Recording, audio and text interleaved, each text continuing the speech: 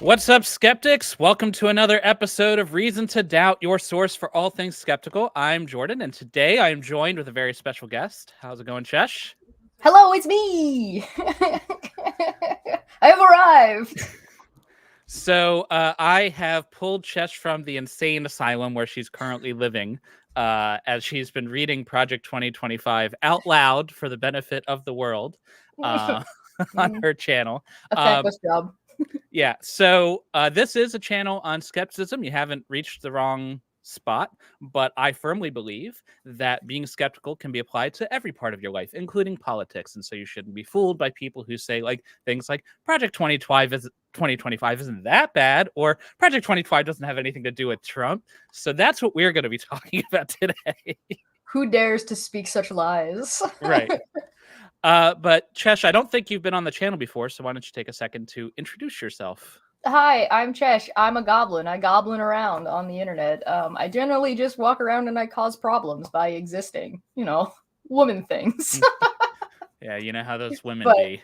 Yeah, I've been on Dapper's channel and Top Hats Off playing Lexington with our lovely host here, which has been super duper fun. I talk about Project 2025 a little bit, but that's kind of like it's my Project 2025. So I do that, but I also talk about like argumentation and like I try to do breakdowns of like social situations. So it's a lot of like social analysis and social like psychology, but it comes across as me just being a shitter. because it is. Yeah, so definitely recommend going to check out our channel. It's linked in the description. Also, I guess I'll put a link to our Star Trek stream, which is a lot of fun. Oh yeah, definitely come and check out our Star Trek stream. We do that every Friday night. And I am switching my channel around. So you're going to see me goofing off on one channel, and then I'm moving all of like the tavern where we talk about politics and the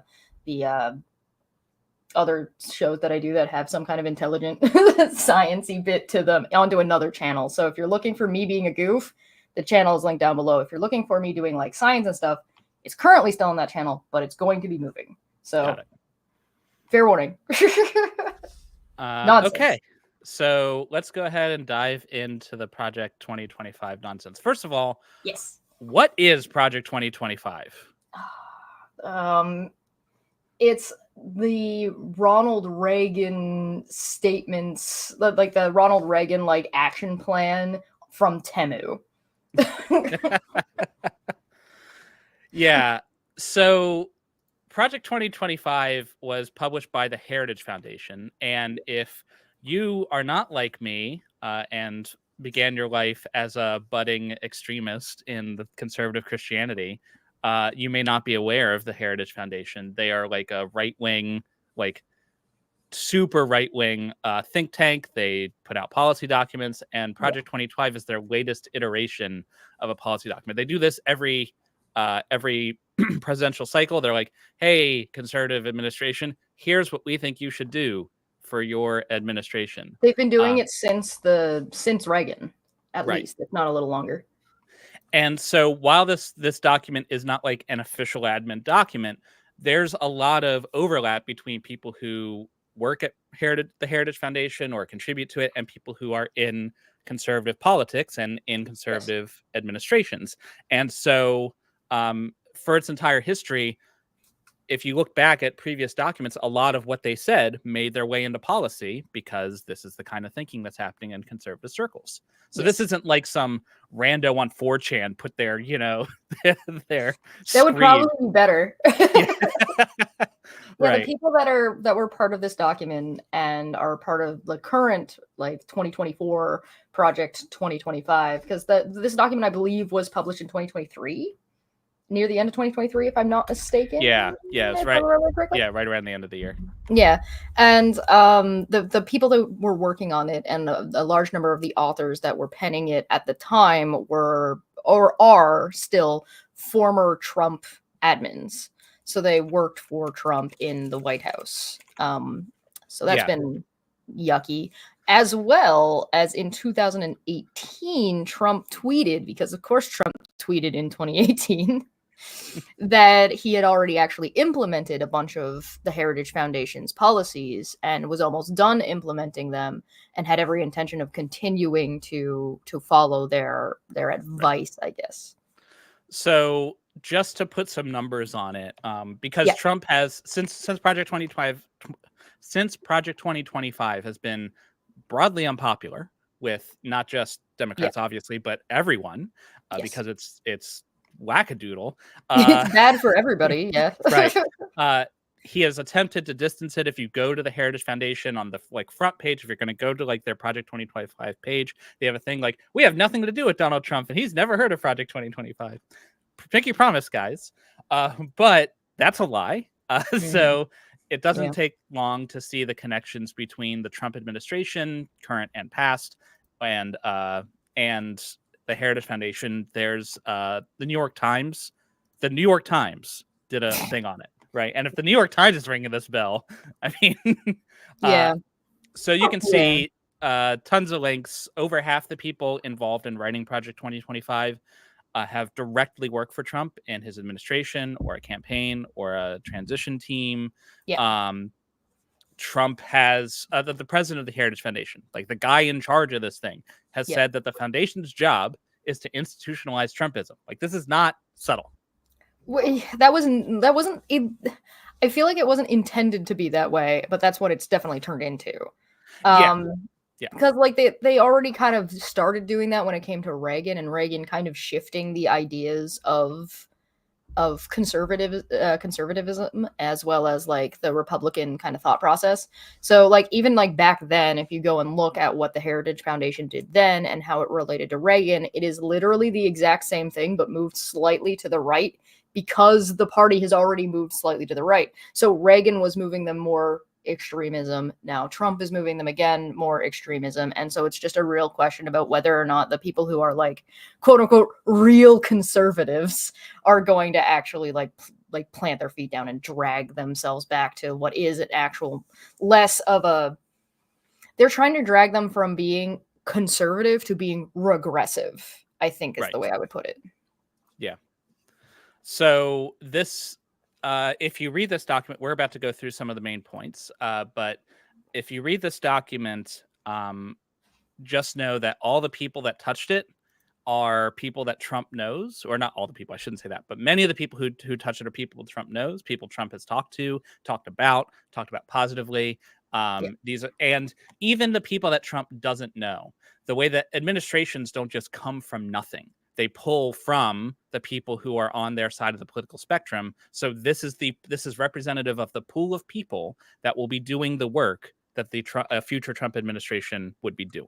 One of the authors and the former one of the former administrators for employment in the White House came forward and straight up said that this is a document because Donald Trump is unique. This is a unique document to try to build around and for and on behalf of Donald Trump. He straight up said that. Right. And they didn't start walking that back until people started reading the document and not liking it. He said that on a podcast not that long ago. There's also Donald Trump's name is in this document over 25 times. And they ping pong back and forth between saying the next conservative president and Donald Trump. So,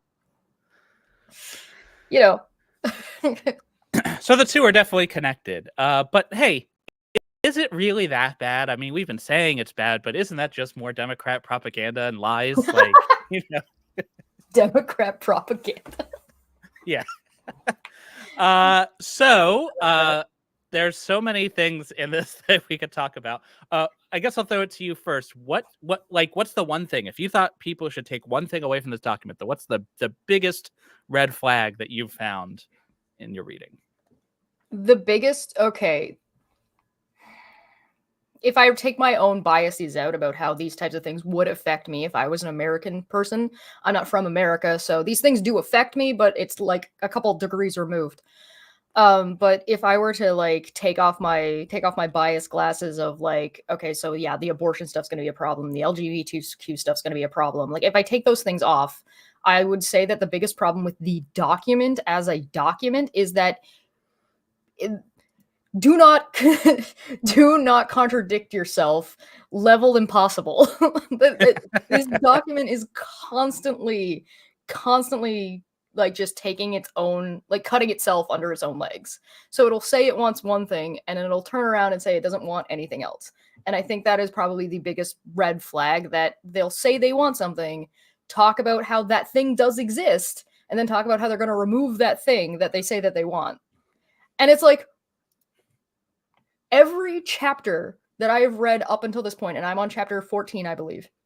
Every chapter that I've read up to this point ends, or like every section within a chapter ends with them saying, we want a full review of this thing, whatever the thing is that they're talking about, and we want to shut it down until the review is complete, and then we put new people in. Every single branch of government. And I'm like, you can't just, who's going to do the review? How are you going to pay for the review? What justifies this type of review in the first place? You have to get it approved by Congress. And you want all of this done before you get into office? And then you want to turn the government off while Donald Trump reads through all the reviews? Like, that's like, not going to happen. Yeah, in what world is Donald Trump reading? I mean, but is it in yeah, the McDonald's menu? Because it didn't seem like he could read that either. One of the biggest flags, and one of the more subtle things, I think, that might kind of get lost in the other alarming things that are going on in this document, is the gutting of the administrative state, of the apparatus of government. And so one example of how they would do this is by reinstating Schedule F. You can find, so I'm going to give page numbers, and I'm going to put a link in the description for the PDF to which I'm referring. There are multiple forms of this PDF you can find bouncing around, and some have slightly different page numbers. So if you pull it up and my page reference isn't exactly right, it'll be around there. Just look a couple pages up or down. But on page 271, they talk about Schedule F, and they don't really explain what that means. But if you look into it, what it means is making a large portion of the civil servants that work for the federal government now at-will workers. Meaning, at-will means they can be fired at any time for any reason. Yep. You don't need a justification. There's no protection. You can just, I don't like your hat, get out, you know? Yeah. And the problem with Tim Pool hat? Yeah. I always wonder when I talk about Project 2025. I think Tim Pool hats would be required at that point. I think. Yeah. One homeschooler says Schedule F is most alarming to me too. Yeah. I think if you understand what it is, it should be alarming. It is. That's how they will implement firing and hiring. Yes. So the way it works is that currently civil servants are protected from firing by a lot of different there's safeguards. You can't just walk into a civil servant's office and tell them to get out. Yeah. The reason, and some people view this as like, oh, it means that you can't fire a government worker, it'll make it inefficient. But the point is so that you can have the same group of people like working at the EPA under a Republican, under a Democrat. You can have continuity of these experts who know what they're doing and can implement policy as given to them by the other arms of government. Right? Particularly long-term policies that ought not to be like finagled one way or another, depending on whether it's a Democrat or a Republican. Things that the Democrat, nonpartisan stuff as well. Exactly. Right. And so what like this the would police. Right. Yeah. Or things that you like that one? That shouldn't be partisan, like, hey, maybe we shouldn't burn everyone alive and, destroy our planet. I don't know. But anyways, so what this would turn it into is they would become basically political appointees, where they serve at the pleasure of the president. And that means they can be fired for anything, including not having correct political views. And so if they say things that Donald Trump or his administration don't like, if they are insufficiently loyal, then they could be fired. And what this would mean that people everywhere from the cabinet all the way down to the mailroom clerk would be not kept for merit, not kept for their ability to do their job, but purely because they are insufficiently or sufficiently loyal to the party. Throughout this document, they bring up how they don't want political appointees. They bring up how they do not want experts in fields, and that they only want people who are going to toe party lines. And then they immediately turn around and say, for each policy, say we want we want at least 3 political appointees, and it's like, Well, I think what they mean is we we don't want want. people that agree with us. Yeah, we want these political appointees, not those political Not those appointees. ones. Yeah, Yeah, 100%. Oh, there's so much. If you take this document kind of as a whole, and you take out like the individual policies and you just kind of look at what the goal of the document is overall, it is to destabilize and remove the democratic process and go around specific things like Senate confirmations and agreements from Congress, and basically say, hey, like, this thing is doing this thing, but we don't like that it's doing this thing. So we're going to undercut it, split it all up, and then be like, oh, look how ineffective it was. Let's just get rid of it. exactly. But there's nothing in this document that I've seen so far is actually what they plan to actually implement or put forward, except for dismantling democracy, I guess, which is scary. Yeah, very scary. Tom Riddle brings up a good point. We're bringing back the spoil system from the 1800s. What can go wrong? We tried this already. This used to be how things were. It used to be the president would come in, everybody would get up and leave their desks, and a whole new administration would come in with whole new employees, and it was awful because you had to replace the whole government every 4 years. Yeah, it gets crazy. We don't have term limits like that in Canada. So like Justin Trudeau has been prime minister since Obama, I believe, like the last year of Obama was in, or the last 2 years Obama was in. I don't remember which, but he's been there though. Like Trudeau has been our prime minister the whole time. So you guys have gone through these cycles, and we're all just like, why didn't you just keep Obama? You all liked him, right? Or you're undiagnosed and untreated bipolar families just bouncing back and forth from, you guys okay? Yeah. We get together for Christmas once a year, and then you guys are like, all this stuff is going on, you're not gonna believe it. And we're just like, right. Pour another drink. This is a good point here from one homeschooler. That guy's former administration was unable to institute the worst of their policies because nonpartisan civil servants put the brakes on. And that's absolutely correct. There was a lot of things that Trump wanted to do that his administration, like the civil servants who would be executing it, slowed down, slow rolled, or refused to do. Yeah. And that limited a lot of the damage he could do. In fact, right at the end, one example of this was when they were trying to overthrow the election, and they were going to try to use the Justice Department. They were going to appoint a person in charge of the Justice Department who was on board with stealing the election. Mm-hmm. Every lawyer, every attorney was like, "We'll resign." Well, that was a big thing with the Attorney General. That was Michael Flynn, right, at the time, and Michael Flynn ping-ponged, right, because Michael Flynn would stop Trump from doing something, and then he would get crapped on, and then he would try to approve it, or and then when he left and was like, this was the worst thing ever, he then ping-ponged back again to be like, yeah, but Trump's great. So not having those people in the government would basically set the stage for everything else that we're going to talk about. Mm-hmm. So it would remove a lot of the safeguards and guardrails that we currently have that helped prevent this from going to disaster last time. It's like trying to play professional baseball without having an umpire at each base. Right, or having the umpire paid by one team and they can be fired at any time and replaced with one of the team's coaches. Yeah. Yeah. Okay, so that's really bad. But let's talk about some other stuff that is going to hit people specifically. We can talk about... why don't we talk about abortion, since it's a hot topic right now, reproductive freedoms. Spicy. Yeah. Let's start with something non-controversial. Let's go. Not all the problem. So one thing I'll Life say... begins with conception. Yeah. Well, yes, that is how we ought to define it according to Project 2025. That is on page 488.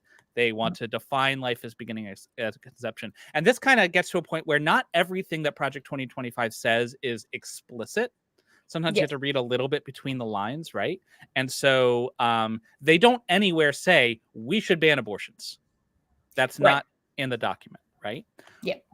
But what they say is, oh, we're not going to ban abortions, but life begins at conception, and then you can't do an abortion because it's life now. They also have, if you keep reading, it'll say we want to define life as life begins at conception, and abortions are not healthcare. So they want to remove like the definitions. And then they also say that ectopic pregnancies and the care for ectopic pregnancy is not abortion, and that's just incorrect. That's just Right. a lie. Like, that's just wrong. Well, I mean, when the party says something is true, that's Right. right.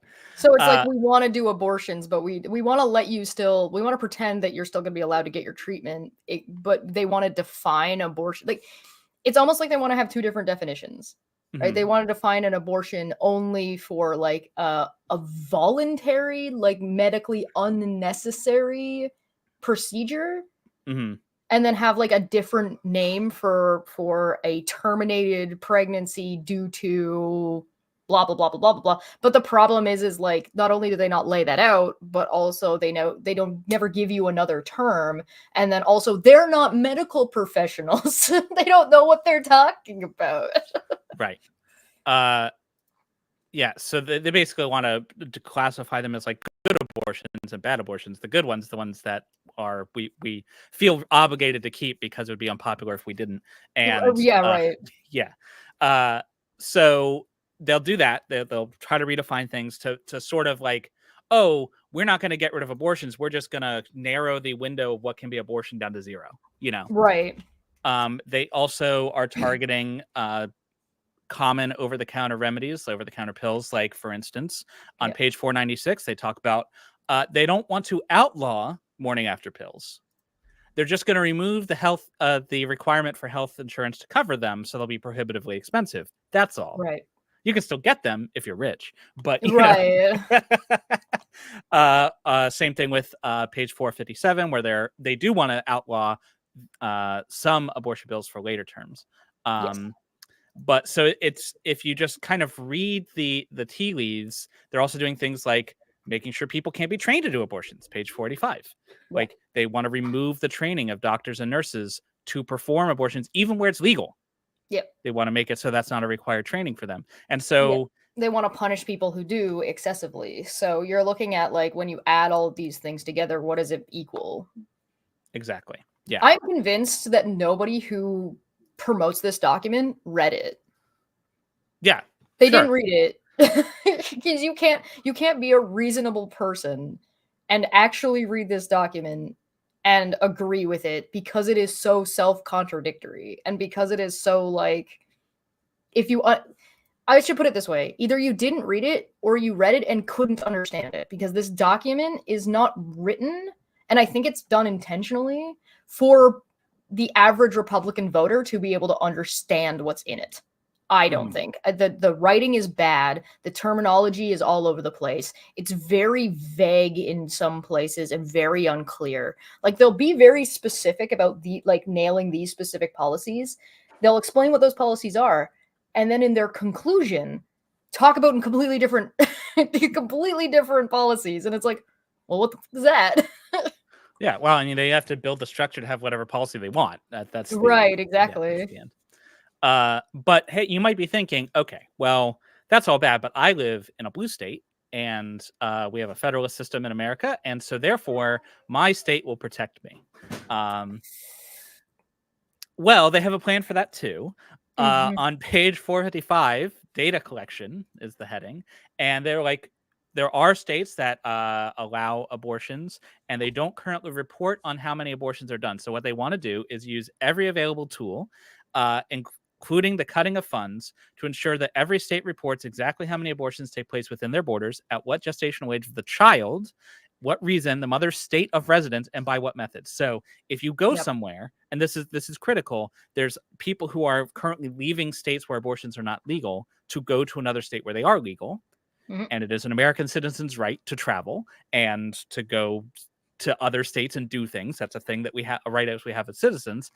This is targeting that by giving the government a record of every citizen, their actions, even when it's not in a state that prohibits it. Basically, setting up the framework to punish people who are doing legal actions, but legal actions that the conservatives don't like. Yes. Yeah, absolutely. They want to limit your ability to travel between states as well. They hide a lot of that kind of stuff inside of what they're calling states' rights. That they want to take all of these things that currently the federal government is funding or the federal government is overseeing, and they want to put it onto the states. And I'm like, okay, but you can't just do that on day one of Donald Trump's presidency. That is, how are the states going to do that? What resources do they have to be able to take on that burden of the extra work? How are they going to blah, blah, blah, blah, blah, blah, blah? So it's like, and they kind of set it up in a way that if you're already a conservative state and you already have these rules, you don't need to do it because it's something you're already doing, but it's going to disproportionately affect very negatively blue states, a lot of them also because blue states have a larger population in like cities. So those cities that are tend to vote more blue are going to get boned, like just royally boned with just bureaucracy that the federal government is just like, this you do this now, but like no access to like the funding that the government uses to do that, et cetera, et cetera, et cetera. And they're like, look, we're going to cut the federal budget by taking $4 billion out and making New York pay $4 billion. And it's like, that's not how that works. Also, that's still, I've been doing this thing where every time they're talking about funding and like how much money, they're like, oh my God, energy gets $40 million. And I'm like, Elon Musk spent $44 billion on one guy on one social media site, spent Right. $44 billion. And that is not even a portion of the amount the entirety of the American government is spending on your energy. Like, are we high? Yeah, right. Get out of here. Well, big number bad. I mean, Big that's number bad. yeah. Yeah. So yeah, that's not great because they're basically they're going to try to weaponize the federal government. But hey, Mm. we have laws and protections and stuff to keep them from doing things like that. Except they also want to weaponize the Justice Department uh, to Yes.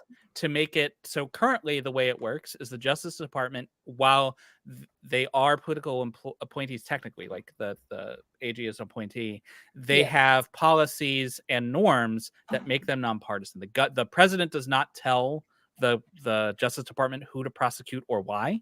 They Yeah. they might order an investigation in certain circumstances, but there is a long standing norm of being hands off. Trump Yeah. violated that norm. He got his little tiny baby hands. Right. Yeah. And now they're just going to go straight from baby hands all the way to baby elbow uh, and just use the Justice Department as like a meat puppet. So, yeah, there's talk about this is where that Schedule F comes in again, where they can Yeah. direct the Justice Department against. And this is not just directing it against, big names. This is directing it against citizens Yeah. who And can't doctors. possibly defend themselves, and doctors, right? Yeah. Bring the full weight of the government's resources to bear on people who step out of line. Yeah. Absolutely. There's a he doesn't like you said, it's not just political appointees, and a lot of them, the result is that it could even come down on a parent trying to utilize their like respect their child's autonomy. Absolutely, which is a great segue to what they want to do to LGBTQ people in general, but specifically kids, and stripping protections from them and really getting between the child, the parent, and their doctor, right? Oh They yeah, absolutely. They talk all the time about personal freedom, limited government. What they mean is they want to limit the government to stop doing the things they don't like. But when it comes to things they do like, oh, they want all kinds of government. They want it to be as intrusive as possible. Yeah, some of it is crazy. Well, even just that data collection that we mentioned earlier is massive government overreach. Like, it is not the government's job to be up inside your uterus. It doesn't need to live up there. Like, it doesn't need to be hanging out in my fallopian tubes. You know what I mean? Right. Like a tracking device that's, Beep, beep, it's like that meme where it's like, they consent, but didn't you forget someone? And then it's just Donald Trump like looking.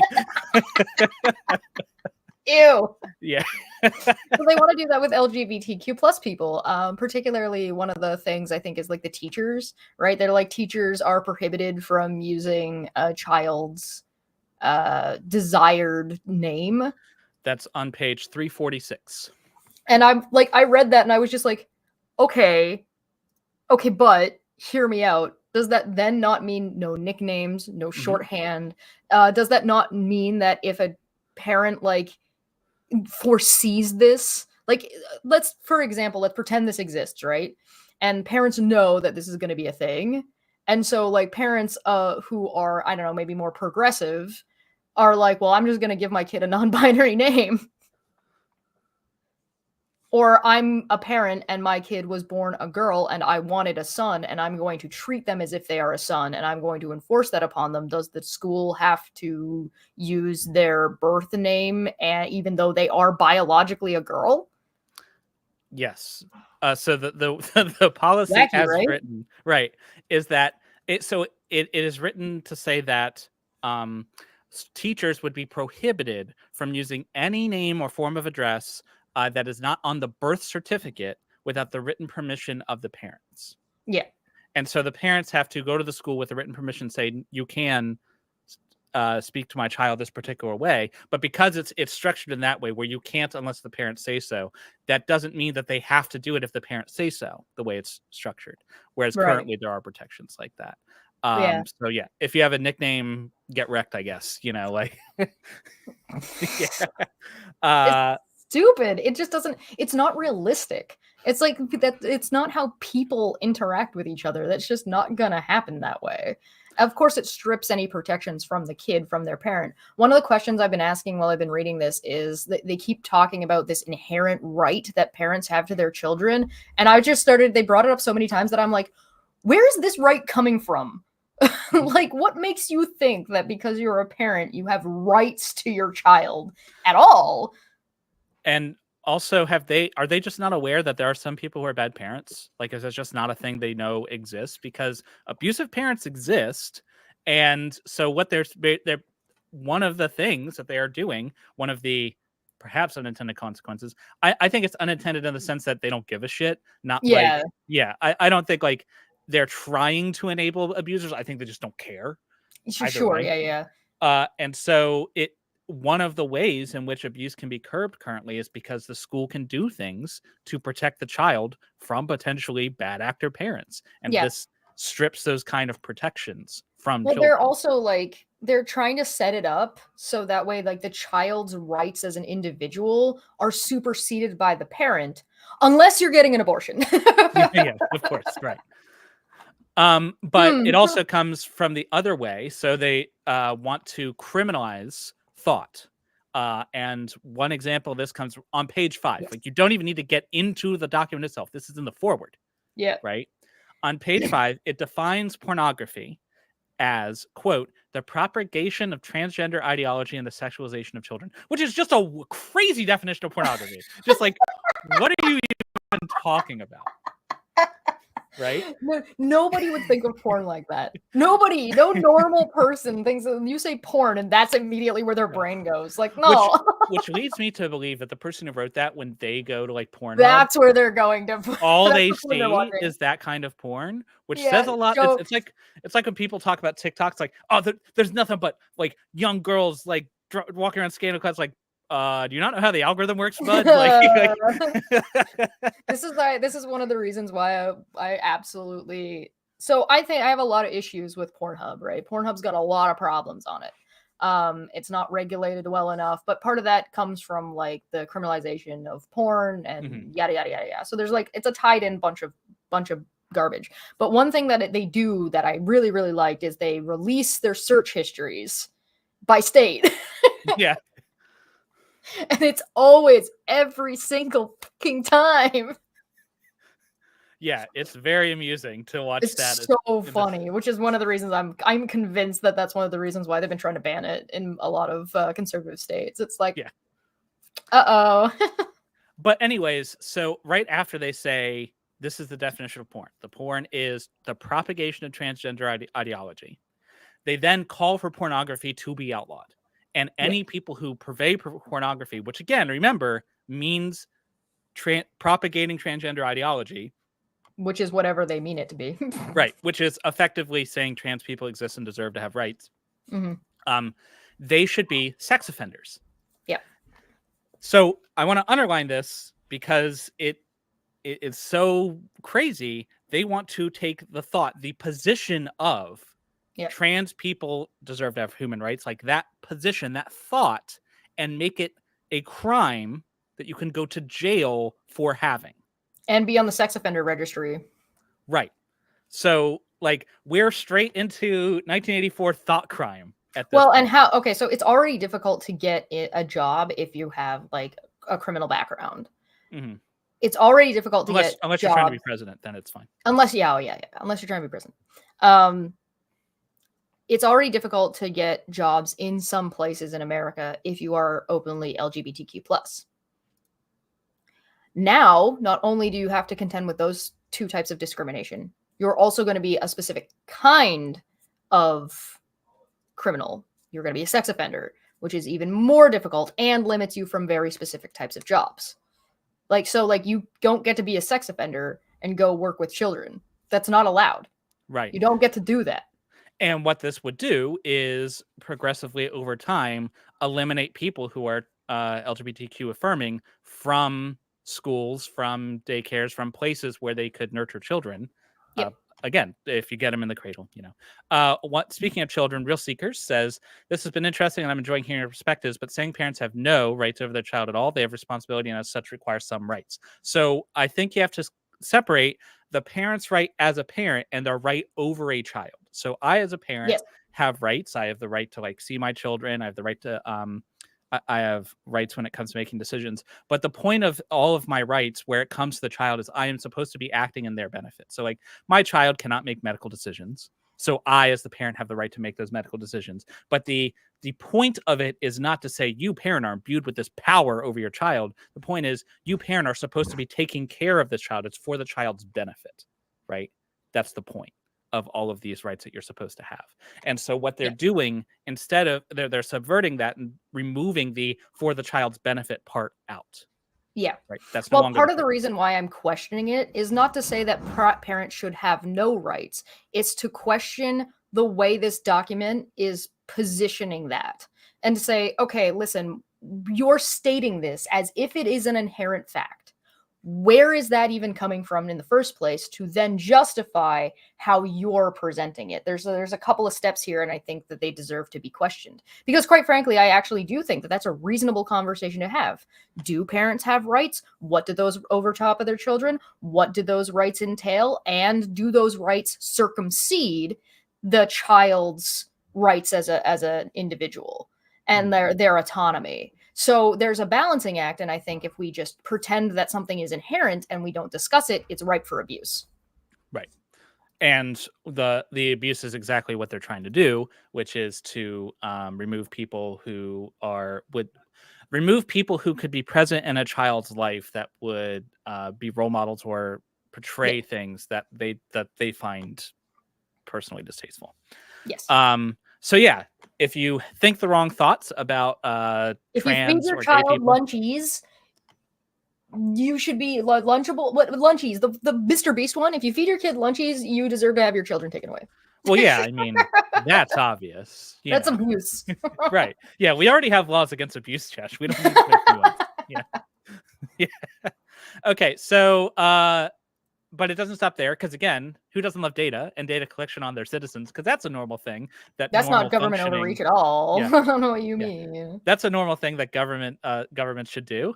Page 456, the CDC should immediately end its collection on data on gender identity, which legitimizes the unscientific notion that men can become women and vice versa, and encourages the phenomenon of ever-multiplying subjective identities.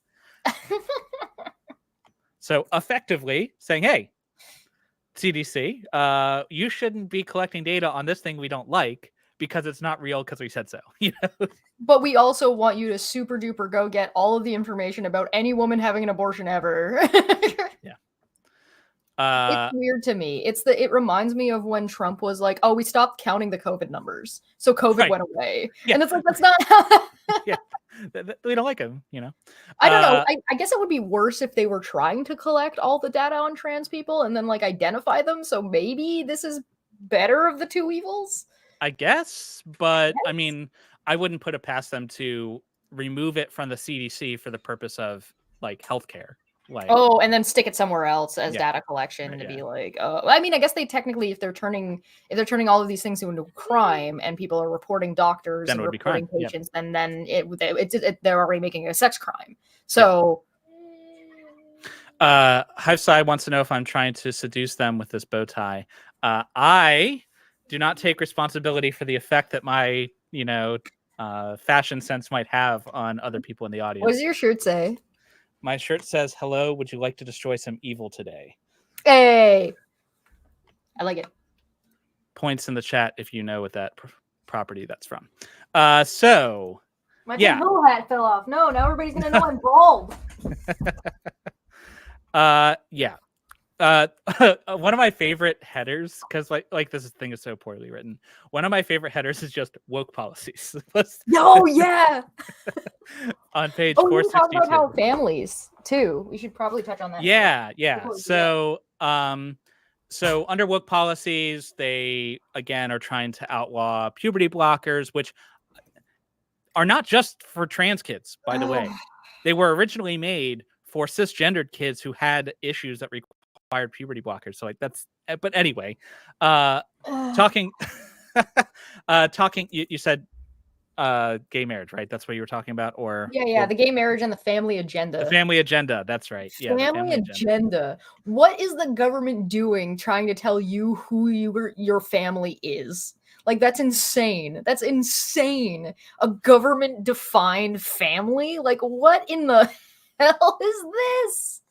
No government overreach, Chesh. We want a limited government, limited to just the things that we want. If I could, I would throw this at you right now. So, they want to, quote, maintain a biblically based, social science reinforced definition of marriage and family. Right. This is from page 481. And I bet you can't guess. Like I bet you can't guess what they think the definition should be. The definition that all people everywhere must follow. Spoilers. It is a mother and a father. They do say a father and a non-related mother. I damn it. I guess Alabama's going blue. Yeah. Right. So basically, yes, they said, for the sake of child well-being, programs should affirm that children require and deserve both the love and nurturing of a mother and the play and protection of a father. Because, like, obviously, that's the role of a father, is to play and protect, and the role of a mother is to nurture. And no father better be out there nurturing their children. Don't you nurture, You're not allowed to kiss boo-boos. Right, exactly. Mothers only. Yeah. And so they specifically target the Respect for Marriage Act that redefines, that basically tries to codify gay marriage and allow any two consenting adults to marry. That doesn't work for them. And so they want to they don't want to, quote unquote, outlaw gay marriage, but they want the government to say, this is what a marriage ought to be. And you can only have government funds if you affirm that a marriage is only between a man and a woman. Sorry. Hive Sai said my dad hugged me and now I'm trans. Damn it. It truly is an epidemic. Well, okay, so this does a handful of things, right? That's really, really problematic. First off, kids have they're saying that a mom and a dad need to be biologically related to their children. Because that's the only way a child should be coming about. Which, by also to saying that the biological parents have inalienable rights that circumsede the child's autonomy, or the child as an individual, and puts anybody who adopts and adopted children in a really, really weird place. Because it kind of starts stripping protections for adopted children or children who have been removed from their homes due to whatever reason, abuse, or maybe, like, I don't know, their dad is bi, and so that's a sex crime now, so we got to remove that kid from that family and give them to a straight cis family. Mhm. But if you're in a situation where these biological parents have these inalienable rights, it makes it a lot easier and opens the door for parents who have abused their kids in the past to get their kids back to then continue abusing them, especially since who's going to be adopting kids? Not gay families anymore. Those aren't allowed to exist. So no Right. lesbian couples and no gay couples are going to be allowed to have children in the first place or adopt children at all. So that's out of the pool. No trans people are allowed to adopt kids. That's out of the pool. So the only people who are going to be adopting kids are the straight cis families who are, if my understanding of American culture is correct, are already being preached to have like 7 or 8 kids. Mhm. So like who's going to be adopting all these kids that are being taken away from all these sex offenders? I don't know. I mean, it's just that meme where it's like it in this case immigration. It's like we should stop spending money on immigrants to take care of our own. Guys, like I'm starving. F off. Like Yeah, it yeah, is. that's all it is. It's Yeah. like it doesn't make any sense. It invents a problem, acknowledges that there are okay, so let's put it this way. There is a problem. Let's say there is an issue. It'll say that this is an issue. It'll talk about what the current policies are around that issue and what's happening, and then say, but that's a problem, so we need to dismantle it. And then that's it. Because they invent a different problem. Mhm. So that there's a real problem. This is what's currently being done, and maybe it is, and maybe it isn't good enough. And then they'll say, but here's the real problem of why we need to dismantle that, but then never talk about how they're going to deal with the initial problem. But Chesh, what about woke? Like as long as we But why male models? Like, I don't get it. It's like if you want to talk about how, even if you were to say trans people are bad, right? Even if you wanted to be like, listen, trans people are all bad people. They're morally abhorrent. how dare they say that God's creation was not good enough for them? How dare they? Sure. Yeah, Anyway, I'm gonna right. go get my LASIK and my plastic surgery. And anyway, Even if you were to say that, why would you want to bog down and misrepresent and make it and like start crossing hairs under sex offenders?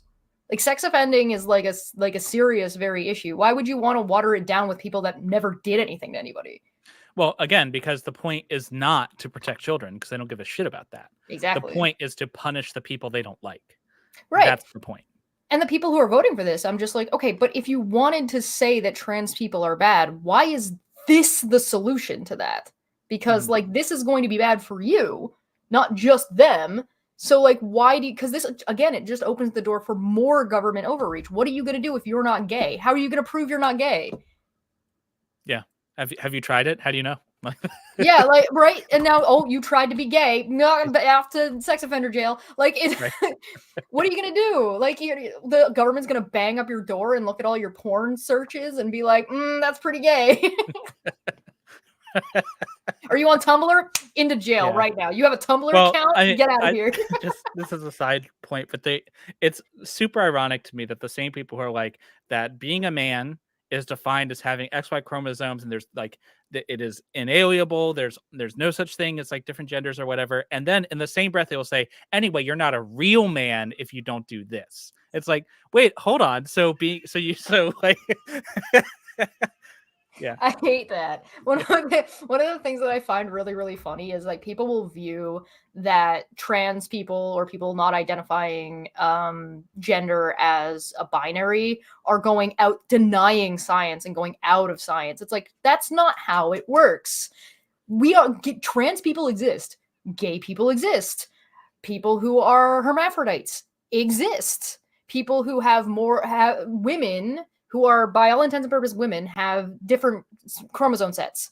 That happens. So what science does is go, okay, well, it's not binary. We have to accept the fact. So we have to adjust our scientific definitions and adjust our theorems around science and around those facts and bring those facts in, as opposed to pretending they don't exist and trying to force science into a box. It's actually science denialism to go the other way and say, what happens in physics and the rules of physics if something happens that is outside of our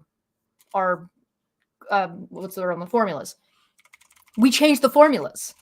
We don't just say, yeah, that doesn't actually exist though. Yeah. If every like hair clip on the planet fell at a different rate than literally everything else due to its mass, we would have a different formula. We'd be like, okay, well, that exists. We have to adjust our formula to compensate for hair clips. And what they And would we would do be is like, well, outlaw that hair changes clips. physics. We wouldn't just pretend hair clips don't exist. Yeah. Yeah. But I mean, the whole sorry, the definition should be such that it fits their ideology. Reality needs to conform to them, not the other way around. I hear things like, oh, well, yeah, but it's only like 1% of people, so I guess it doesn't count. Like, that's still millions of people, man. Like, statistics. It just makes me think of like, oh, all families need to be this thing. Oh, grandma moved in. Guess we're not a family anymore. That's right. Yeah.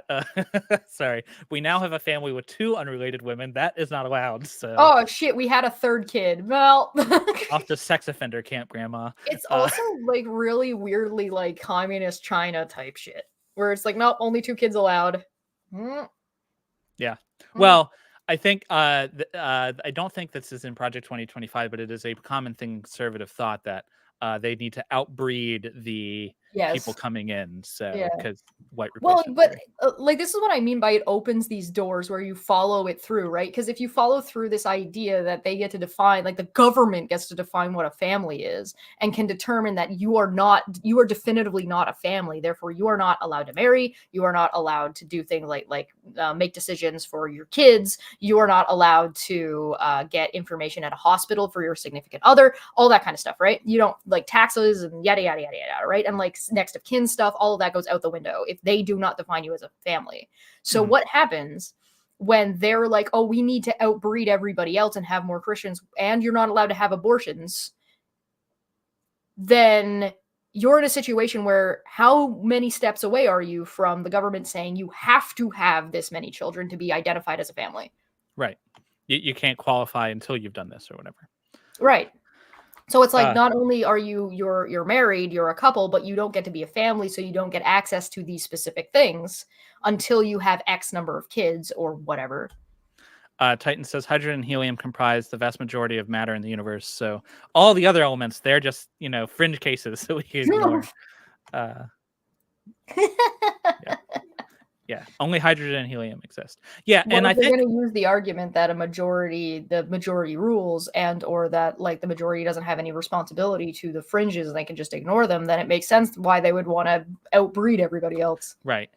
And I think one thing that we have to remember too is this is only like the first step. Like this is the first part of the plan, and a common thing with fascism, because that's what this is the narrowing of the definitions. It's like it's always us versus them, but us continually gets more and more narrow as time goes on, right? Yeah. And so right now, us is this group of people who are straight, cisgendered, who are married to a woman, one man and one woman, and have this number of kids. Mm-hmm. And if that fits you, hey, like that fits me. I'm straight, I'm cisgendered, I have one wife and some kids. Like that fits me. I'll be fine for now until the next step of the purge comes, Until your neighbor outs you as being gay, that you definitely are, and you have to try and prove you're not gay. Right. Yeah. So it's what if you're a straight dude who likes butt stuff? Yeah.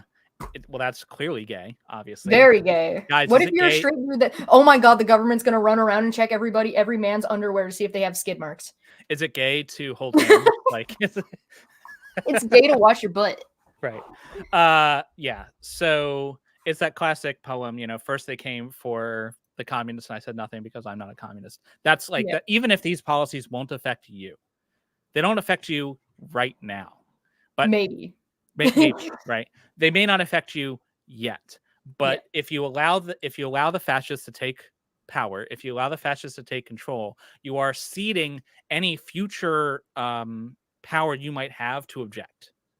So well, it's one of those situations too where it's like, okay, so where's this gonna look? Where's this gonna be for a single female living in an apartment by herself? It's not gonna look good, and it's not gonna look good real fast. Exactly, because she doesn't fit the definition. One homeschooler says, "I already believe trans people deserve human rights. I'm already a sex offender." You're right. I forgot. I have to go to sex offender camp because You're I back am to purveying get in the box. I'm purveying porn by saying that trans people are okay. Mhm, Real mhm. Seeker says that a lot of the debate seems to relate to definitions, too broad or too narrow. Is there a way to have a normative definition? Is there a way? I think that we as a society can have a conversation about how we want to have definitions, and the government should stay the fuck out of it. I think that's like it's not what the government should be doing is saying everyone has the right to life, liberty, the pursuit of happiness. We're going to protect those rights from each other, and then you guys can have that discussion among yourselves, right? The government is supposed to be for the people, not dictate to the people. Right. So I think that you can have normative definitions, but when you start trying to utilize or weaponize normative definitions or scientific definitions and applying them in spaces that they don't make any sense to utilize them, you've lost the plot. So if Mhm. I try to say that, oh, well, gender is only male and female as defined by science, sure, in science, great. We can have that discussion in the bubble where that terminology is actually utilized and utilized properly and discussed amongst the scientific community. You can't take scientific definitions and apply them to mean one thing in society or normalized to one to one. So if I say the word theory, for example, because I know that word gets kicked around a lot and abused, to say that, well, I have a theory that this character and this character love each other, and here's my theory. I am not putting forward a hypothesis or a Right. scientific theory. They're not the same thing. And if you were to try to cross pollinate that, you would be incorrect because you're now trying to apply a scientific definition to a normative usage of a term that it doesn't apply to. I think that one thing that can often get lost is that what we should be prioritizing. It's to me, it's less important that we have a definition for man or woman or marriage or whatever that fits all cases with no exceptions. That is less important than protecting the well-being and the welfare of human beings, right? And so, like, if having exceptions in that definition makes people better, makes people's lives better, then that's what we should do, Well, right? you can sit around and you can like a family is an obscure term as well. There isn't like there is a scientific definition for family, but we're not going to use that when we're talking about individual pods of people that live in a house together, right? But you're also not necessarily family with people who you live with. Right. And sometimes like you've got And apartment buildings or you've got like people who are roommates that you may or may not consider family, like found family. Then you've got biology and then you've got yada yada yada yada yada down the line. And so it's context. this is how human language works and has always worked. Yeah. Like how what does this word mean? Well, we have kind of like an idea of it means this, and then it kind of gets hazy, and it's just kind of you have to Well, pick it's it up also the things that details from don't need context. terribly specific definitions in the first place. You Right. don't need a definitive, like, this is in society what is a woman. You don't need that. It's not necessary because it's only Well, it's tertiarily information. it's not necessary unless you want to weaponize that definition to hurt people. Right, Then you need exactly. a very clear definition, or at least one that's clear enough in order to segment off the people you want to target. Yeah, it's the same way people want to argue about gender affirming care because they don't like the. It's not that they don't like gender affirming care. Most people will agree that gender affirming care is a good thing, but not if you call it that. Right. If you say, "Hey, this person that had mastectomy, they had cancer, and so they had to get their breast removed. We are going to pay for their surgery to have implants so they can feel more comfortable in their body." Yeah, Oh, that's great. Well, that's gender affirming care. That's what that is. right. That's just what it is. When the big blow up about Steven Crowder cheating on his and abusing his wife went out, there was a big story about how he didn't go to one of his kids' births because he was busy getting a bar put in his chest to pop his chest out more, which is gender Gender affirming affirming. care. Does that make Steven Crowder trans? I He guess so. transformed his body to fit a more masculine definition. He surgically altered his body so he would feel more comfortable, and it would better match his gender identity. Yep. But I mean, he has a dick, so I guess it's okay. Definitions, right? He's a dick. He's allowed to do whatever he wants. Right. There's this thing that goes on with people where they get hooked on phonics. You know what I mean? Like they just get hooked on these conversations about definitions, and a lot of they get stuck in semantics. And like, does a semantic of what you want to define somebody as dictate whether or not they're allowed to exist? And does that even make any sense? I don't think so. I don't think it should. So there's a couple more points on Project 2025, because it's not just, maybe you don't care about trans people, maybe you don't care about gay people because you're not gay or you're not trans. But hey, do you have a job? Are you a worker? Are you not independently wealthy? Well, then if the answer is yes, then hey, guess what? Yeah. If you are a man, if you are a cisgendered white man who has a job, guess what? Project 2025 is coming for you too, bud. Oh yeah, let's go. They're coming for everybody. Right. This is it. Equal opportunity. Because they are not just pursuing woke ideologies, but they are also trying to promote our corporate overlords and their power over their, serfs. And one of the ways in which they're doing that is by eroding the protections that workers currently have. Now, they're very careful when they're talking about it to frame it in a way that's worker positive, because, they have to, that's the way that these things always work. Just like when your job is like saying you guys can't form a union because it would be bad for you. Totally, guys. But anyways, you don't go around selling snake oils, calling it, be like, hey, would you like some poison? Right. Yeah. So one of the ways in which they're going to do that, if you look at page 592, is with changing the way overtime works. And this is emblematic of the other things they're going to do. So currently, in case you're not aware, in America, if you work more than 40 hours in a week, or during 2 weeks in a 2-week period, if you'd work more than 80 hours, then you have to be paid time and a half. Whatever your rate is, multiplied by 1.5, that's how much you have to get paid, right? They want to change that. See, there's a dog who needs some overtime pay. That's the problem. Look at him snoozing. He was running around like crazy. I was over at my mom's yesterday. My mom's got a pretty solidly large yard. So he was just spent all day just running around with sticks, chasing squirrels. So they would change that to allow flexibility by making it so that you would only get overtime pay if you worked more than 40 hours on average for an entire month. So your work could work you like a dog, just like, 16, 18, 20 hours a day for a week. As long as they then backed off the next week, it's fine. Yeah. And you get nothing. And you get nothing for it and no way to complain. They also want to repeal the Davis-Bacon Wage Act, page 604. The Davis-Bacon Wage Act is a set of wages that are required for federal jobs. So if you're going to be working on a job for the government, then based on your trade, you have to get paid a certain amount. The bigger and more complicated the job is, the more you get paid, etc. So they want to remove that to allow the market to determine the rates. What that would mean is the wages are going to go down, because, and this is a phenomena where even if you're not working a federal job, having these kind of wage requirements raises your rates. There's a spillover effect to the market as a whole, because they are competing for labor with the same people who are working these jobs, right? Right.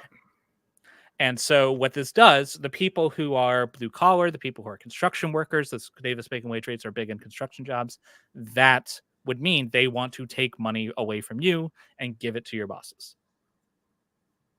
And that's just what it is. Like, there's no other way around it. They want to steal money from the poor and the middle class in order to transfer that money to the rich. It's I don't like it. I don't like it. It's stupid and I hate it.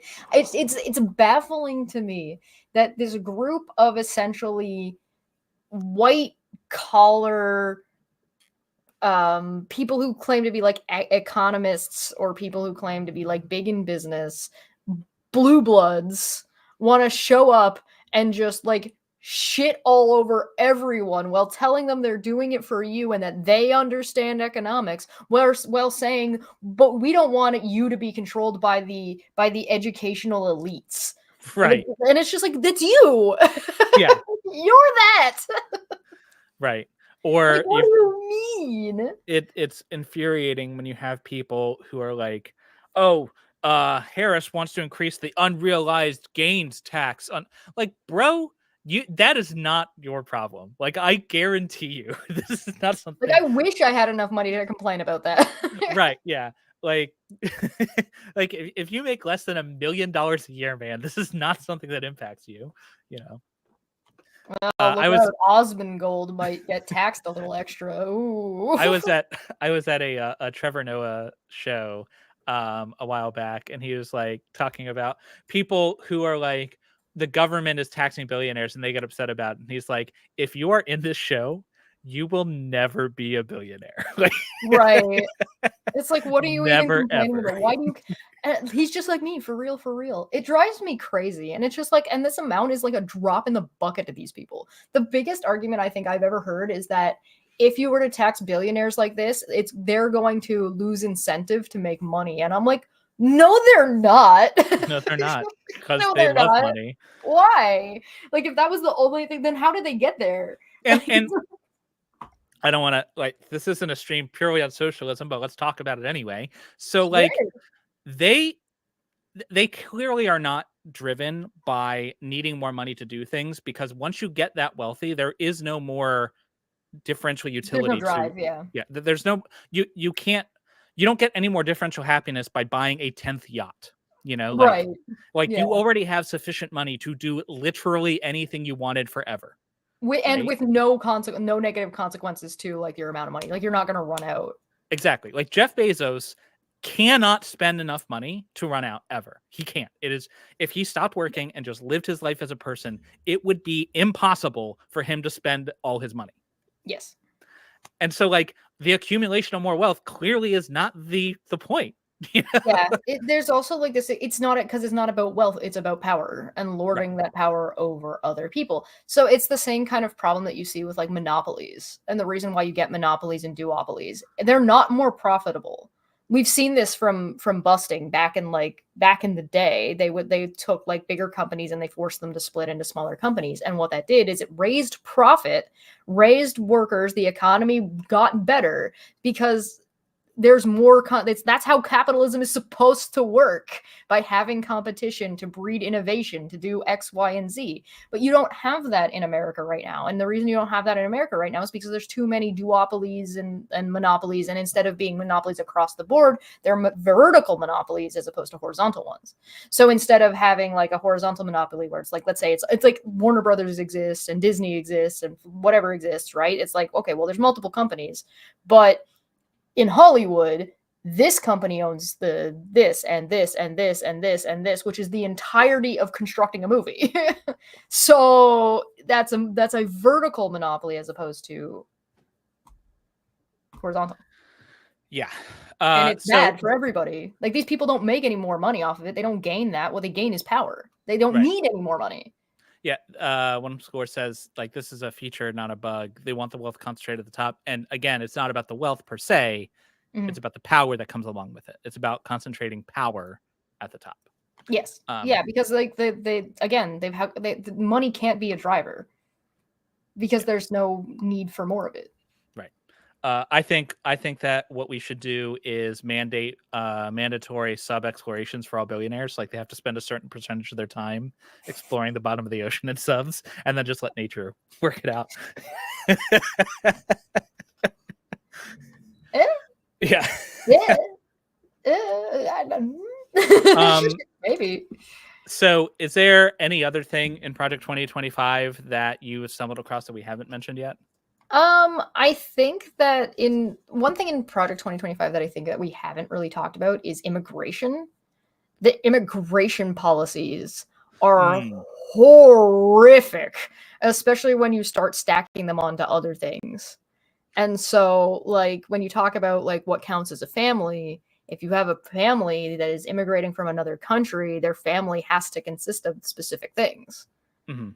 Yeah. And like it's all over the place. This thing is all over the place. I don't know. Page 141, for example, wants to strip the visas of people who are sex trafficked. Yep. It says that the quote is, victimization should not be should not be a basis for an immigration benefit, which, like, that's all refugees. Yeah, that's just gross. Like, that is just gross. Like, the fact that you're a victim sucks for you. Get out. Like, that's what they're saying. Yeah. They also want to do this thing where they talk about, we haven't really talked about like education either, but there's this thing that they want to do where they keep professing that they want America to be the top tier of like scientific advancements, and we want to have scientific superiority to give America an edge against China, right? That's basically what they're saying. And then they want to strip education. They want to strip funding to primary schools and teachers, and like put teachers in danger, because if a teacher does misgender a child or doesn't misgender a child, they're going to go to sex offender jail. Then you're going to have to build more prisons just for Well, you're going to have to sorry well, sorry, no, go ahead. And then on top of it, they want to strip all of the what do they call the research centers, the laboratories? There's like 14 of them, I think. Or they want to strip all of them and then say, okay, we're stripping all these money from all this energy stuff, and we're going to put it all of that money, and also we want them to take any money that they're also not using and put it into building more nuclear bombs. And it's like, what? That's what we need. More nukes. Because that's scientific superiority. Like, where are you getting this from? Yeah. It's so weird. It's so weird. Don't worry about the funding thing. You mentioned that they don't have enough money. They are going to allocate more funds to construct temporary facilities for the flow of immigrants. Page 140. Yeah, and they wanted to reestablish that tents are acceptable. Yeah, tents are acceptable, right? So they want to build these facilities, these temporary facilities, and they're going to be places, they're going to be camps where you could concentrate people for a purpose. I feel like there's a more catchy name we could use for this. It's right on the tip of my tongue. I mean, it's got tents. Yeah. You're gonna have bonfires, give marshmallows and s'mores. Yeah. Gonna be, and then there's gonna be like a protest being like, they don't deserve s'mores. Right, exactly. But how are they going to fill these camps that are concentrations of people? Well, they want to expand the use of warrants, Blackie's warrants. And these are warrants not in the way that you might usually be thinking about them, where it's like, hey, so-and-so committed a crime. Like they said trans people were okay. That's a crime. So let's, put so-and-so's name on it. We're going to go to so-and-so's place and do it or whatever, right? That's not what these are. What these are they're like dragnet warrants.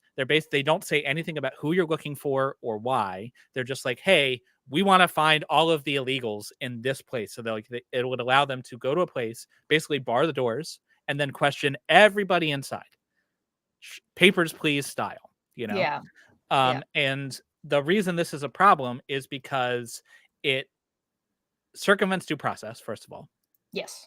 It makes it so that the people who are in that building, who are citizens and have constitutional rights, those rights are stripped because they're being targeted by, they're being searched and questioned without reasonable suspicion.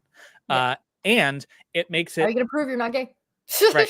And it makes it rife for any kind of abuse on racial means, because we all know what's going to actually happen. Anyone who's brown enough or has an accent. It's the Peter Griffin flip book. Exactly. It's going to be the color swatch of good or bad, Oh, hey, you look Mexican, therefore you're an illegal. Prove you're not, Yeah. But prove you're not, well, we put you in this camp in the meantime, and you have no access to lawyers. Right. You have no access to any of your stuff. You have no access to anything whatsoever. Yeah. And that's your bank account's going to get locked and stripped. Like, they want to remove access to lawyers for people who are going through immigration court. While they are trying to streamline immigration court and reinstate quotas so the judges don't have time to examine every case, while they want to make it easier to arrest people. So at every stage, they're trying to make it faster and reduce the protections for people who are in the system. And if you add all these things together, it's just nothing short of ethnic cleansing. What they want to do is cleanse the people who are not sufficiently white, not sufficiently American enough, not sufficiently English enough, and remove them from the country. And this is not, bring it back to Trump. This isn't a thing that like, oh well, like you're taking it too far. Trump has said that immigrants are, quote, a poison to the blood of America. Yep.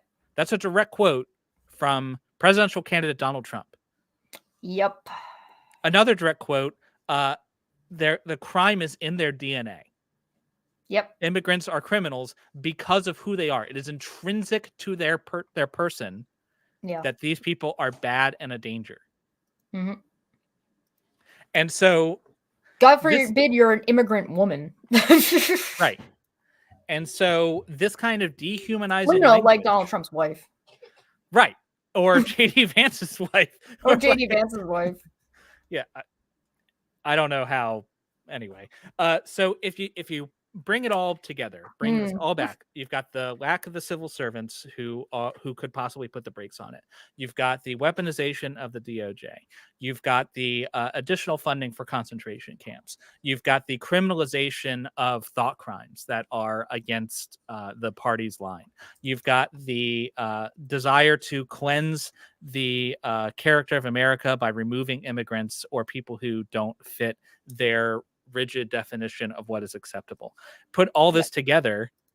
If I just described this to anyone and I told you this was how Nazi Germany did it, it would check. It would sound right, because that's what this is. This is a fascist playbook. Yeah, you could literally playbook this, but not say that it's from Project 2025, and people would agree that it sounds horrible. And then as soon as you tell them it's Project 2025, they'd be like, oh, well, you know. So one of the things that I've seen chat starting to mention this military family implementation, saying that they wanted to pay more to families. No, they don't. That is one line that they say, that they want to give more funding to military families. But if you keep reading, that's not what they're actually proposing to implement.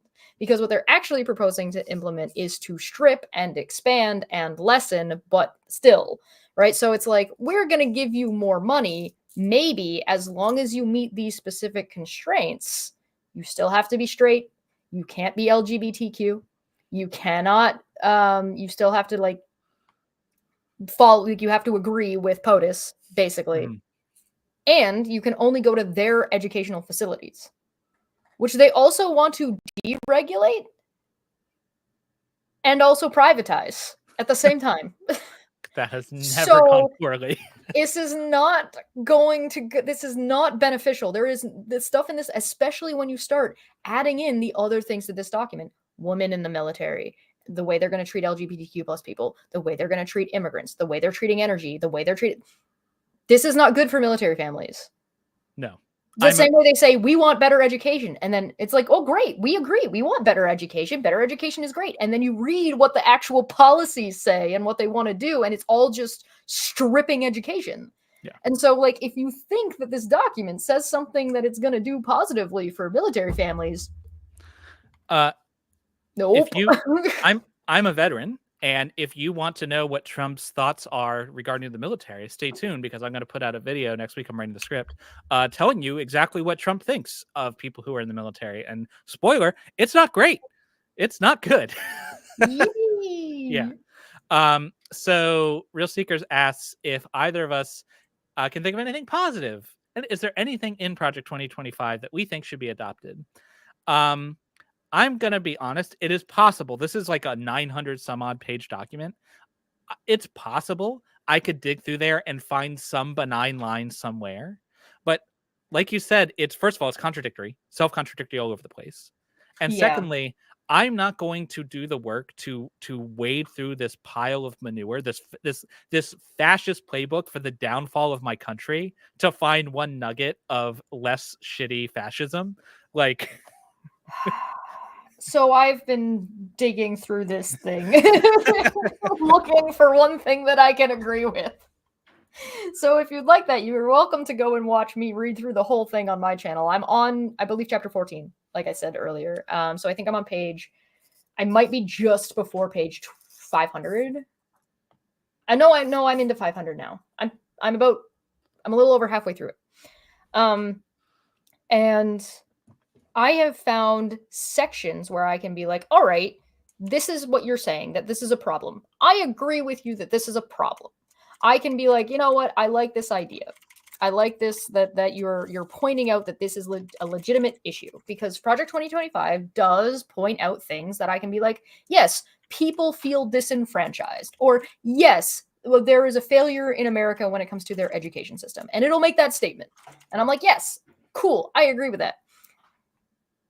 And then all of their proposals afterward is just talking about how what they're going to do is make it worse. Right. And so I haven't yet found anything that I agree with in about what they want to do, but I can say that they do identify some accurate issues. Right. Well, I agree. I've seen some things where it's like, hey, there's a problem with inefficiency in the government. Well, sure. Yeah, the government's not super efficient. Everybody knows that. So what we're going to do is make everyone have to be politically loyal to the president. Well, first of all, it's not going to fix the problem. And Right. right. It's like, oh, bureaucracy is really bad over here. So what we're gonna do is we're gonna like take this thing and we're gonna split it off into these areas, but we're not gonna talk about how the money needs to shift around or how many people from what thing, about the actual logistics of how that's gonna work. We're just gonna take this problem and dump it on somebody else, and that's only gonna make it worse. That's not gonna. If you want to shift something, sure, I can agree with that. Maybe this thing should be shifted over here into this area. Great, but the way you're talking about doing it is not functional. Like, it's just right. This is it's almost like reading a fantasy book where it's just like you don't get anything. Like, you can't turn all of these branches of government off until you instill what you want and then turn it back on again, as if that's not going to just destroy half of your country. This is season 8 Game of Thrones level writing. Yeah, it just doesn't. The only thing that's positive about this is that people should know contextually something. They were doing this behind your back. This document was happening amongst themselves. This isn't something they willingly published to you, the people. We only got this document because they pissed off the furries, and the furries hacked them and released the document. So they're telling you to your face that they want to do things for your education. They're here for the working man. They want to do this and that. That's going to make things better. And those darn Democrats are getting in their way to get things done. And they want to like have smaller government that's going to get out of their stuff. Well, in the background, they're like, oh, I'm going to shove my fist so far up that woman's fallopian tube that I'm going to be tickling eggs. And we're going to like take all these rights away from construction workers, and we're going to take visas away from people who are here legally with the visas, so that way they become illegals, and then we can do this to them. Like, they're telling you out loud. This document exposes out loud what they've been planning the entire time to do behind your back, while they've been telling you something otherwise. And I think that is the best thing that this document has done. I encourage everybody actually read it. And I know it's hard, and I know it's dumb, but the problem is the one thing that you really, really, really, really need to understand is this is not just a Trump issue. This is the next conservative government. This will outlast Trump. Yeah. These policies will outlast Trump. So if you want to say that Trump has nothing to do with this, I don't care. It's going to stick its ugly little head in, and it's going to be there in every turd that the conservative government is shitting out. Ian says, imagine if Trump actually had a level of competence. And that is the point that you're getting to is, yes.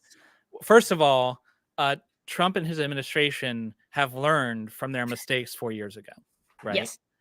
They tried a lot of these things and they failed. That's why they're doing things like dismantling the bureaucratic state and doing things like making sure they have the Supreme Court proposals in this statements. Yeah. Mm-hmm. That's part. They've learned from their mistakes, but that's also why it's not just a Trump issue. This is a alt-right fascist issue, because if Trump fails, they're not going to stop trying to make it happen. Right? It is going to require concerted effort from every American citizen for a while to make sure that our country doesn't dissolve into a fascist dictatorship. I'm sorry that that's the truth. I know everyone is very tired of being told that this is the most important election of our lives. I'm sorry. I don't know what to tell you. I've heard that, like, that's happened like the last like 3-4 elections in a row. Voting for Obama was talked about as it being the most important election of your life, and then Hillary Clinton versus Trump was viewed as the same way and proposed the same way, and then Biden versus Trump, and now Kamala versus Trump. And it's just like, as long as you are voting and one of your parties is this level of extremist, and you're voting with, and fascism is part of your election process, or like could be the result of your election process, it will always be the most important election. Yeah, that's true. Happening in Canada, Polyev is a problem. Sorry, Polyev. Polyev is a problem. Right. It would be, I would love to stop living in momentous times. If I could, as a millennial, just for 5 seconds, not be living in historic times, that would be awesome. But that's not the reality we live in. And I want a writer to write me a novel that I want to read that is one of those like, oh, what if this thing happened differently? What would America look like? You know how they do with like World War II? Yeah. It's like, oh, if Hitler won, then what would things look like? I want to see one that is, what if Al Gore won the election? Right. I mean, there's arguments to be made that the Republicans cheated out that election if you want to talk about election fraud, but you know, right. You know what didn't happen? The Democrats didn't try to overthrow the government. Right. Yeah. Yeah. Yeah. Anyways, so that's Project 2025. I do encourage you to read it. You don't need to do what Chesh is doing and read the entire thing. You could also listen to me sped up if you want. You can listen to Chesh at 2 times speed. I would strongly recommend that. Again, link is in the description. I'm a helper. Yeah. So I recommend you do that. If you just want to get a flavor, literally just take the PDF, pick a random page, and just start reading. Yep. It doesn't matter where you go because it's just crazy across the board, right? Yeah. You want to know a secret? You want to know a secret? Yeah. So I got my dirty little goblin hands on the JD Vance dossier. Oh, really? Yeah, and I've been reading through that as well. You want to know one of his major donors? The Heritage Foundation. Oh, hey! Weird. But whoa! I thought they had nothing to do with it. Wacky. I don't know. Strange. Bizarre even. Yeah, just one of those strange little coincidences, you know. Well, what's JD Vance supposed to do? Not take the money? I don't know. What's Tim Pool supposed to do? Not take all of this Russia propaganda money? I don't know. Yeah. I'd sell you out for a Klondike bar. So yeah, that's our show. If you are an American, then you need to vote immediately. The only anti-fascist vote is for Harris. Get your protest vote bullshit out of here. Go vote against the fascists by voting for Harris. That's what you need to do today. God, that is a whole other conversation. And it's, I have thoughts, but I haven't talked about it too much yet because I'm like, particularly if you live in a state like Pennsylvania or Michigan or Wisconsin, the states that get to decide the election, if you live in one of those, definitely vote. Stop voting for people that are trying to kill you, particularly. Yeah, that would be Nito Keen, if you could. Nito Burrito. Yeah. Anyways, so that's our show. Do go subscribe to Chess's channel. Her stuff's great. If you come and swing by me today, I'm playing a drinking game where I'm watching a YouTuber commit contempt, and I'm going to drink every time she does contempt. It's going to be bad. Awesome. And also, it's not in the description yet, but I'll put it in there later. The link to Chesh and I and other people playing Star Trek with Dapper. If you want to unplug from politics for a minute and watch Captain Hawk and Dr. Tregan tried to manage this group of children. That's what's happening. We're the only two reasonable people on this ship. Everyone else is a maniac. like last time Hawk was away and Hawk and Tregan were both away. We came back and it's like, so Captain, we definitely didn't technically kidnap someone. And I'm like, what are you doing? What happened? One of our directives at one point was don't start a war with the Klingon Empire. And we almost failed twice. Yeah. So anyway, that's a lot of fun. Check that out. But until next time, remember, you've always got reason to doubt. Bye.